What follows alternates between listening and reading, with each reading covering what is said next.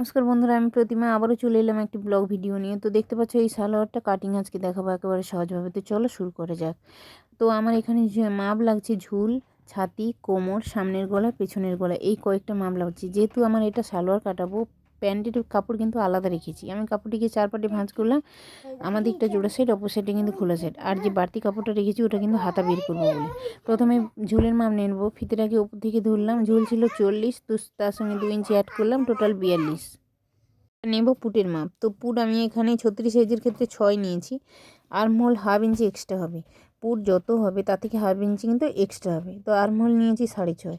Armhole যেখান থেকে শেষ ওখানে ছাতির মাপ, ছাতি যত থাকবে 4 দিয়ে ভাগ করতে হবে। তো ছাতি ছিল 36, 9 4 36, 2 ইঞ্চি এক্সট্রা, বোঝা গেল?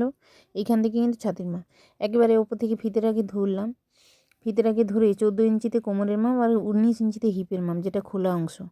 এবার কোমরকেও 4 দিয়ে ভাগ করতে হবে। কোমর ছিল 32, 8 4 32, 2 ইঞ্চি এক্সট্রা। এবার আমাদের যে ছাতির মাপ যেটা ছিল ওটা কিন্তু এই ছাতির মাপটা নিয়ে কিন্তু খোলা অংশতে দেব। ছাতি কত নিয়েছিলাম? 9 দাগ দিলাম, 2 ইঞ্চি এক্সট্রা, বোঝা গেল? দিয়ে এবার রেখাগুলোকে আমি সুন্দর করে মিলিয়ে দেব এইভাবে। হয়তো ভাবছো যে ছাতির মাপটা ওখানে কেন হবে? যেহেতু আমাদের পাছা সবসময় ভারী থাকে, তাই কিন্তু এই মাপটা ওখানে দেওয়া হয়। রেখাগুলোকে সুন্দরভাবে মিলিয়ে দিয়েছি। এবার আমাদের 1 ইঞ্চিতে হাতের শেপ দিয়ে দেবো। এখানে আলতো হাতে এইভাবে সুন্দর করে হাতে শেপ দিয়ে দিলাম। নিচে সাইডে চলে গেলাম। আমি এখানে খোলা অংশ যেটা মিনিমাম ফ্রি সাইজের ক্ষেত্রে 12 ইঞ্চি রাখলাম। বড় করে এইভাবে কিন্তু আমি দাগ দিয়ে দিচ্ছি। দেখতে পেলে সম্পূর্ণ ড্রয়িং আমার রেডি।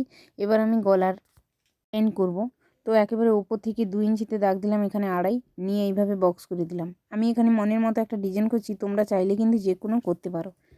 তো নিয়েছি বলতো উপরে 2 নিয়েছি, নিচের দিকে 2.5 নিয়ে বক্স করে এইভাবে ড্রয়িং করে কাটিং করলাম।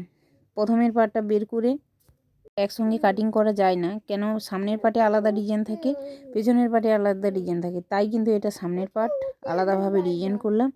এবার তোমাদেরকে পেছনের পার্টটা দেখাচ্ছি। 2 দাগ দিলাম, নিচের দিকে 6, 2.5 নিয়ে কিন্তু এইভাবে বক্স করলাম।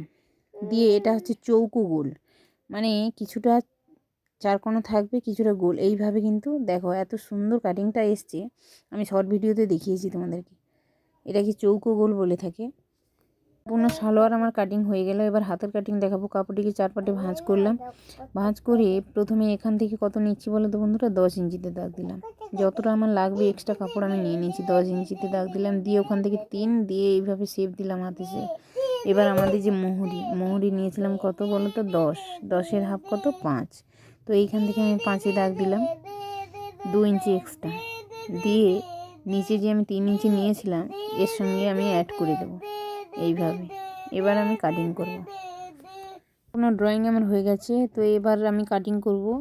পা প্যান্টটার কাপড় আলাদা আছে, ওটাকে আমি ভিডিও বানাবো বলে আলাদাভাবে রেখেছি। পাটিয়ালা প্যান্ট হবে, তোমাদেরকে দেখাবো। যারা যারা দেখতে চায় চ্যানেলটিকে অবশ্যই ফলো করে দেখতে পাবে। আর তোমাদেরকে একটা জিনিস বলতে চাই, অনলাইন ক্লাস চালু হচ্ছে জানুয়ারি 20 তারিখ থেকে, একেবারে ফ্রিতে, কোনো পয়সা নেব না।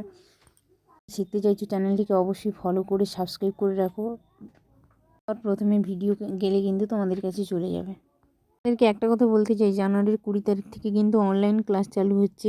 তো আমি এখানে ফ্রিতে শেখাবো, কোনো পয়সা নেব না। আমি চাই সবাই কিছু করুক আমার কাছ থেকে শিখে।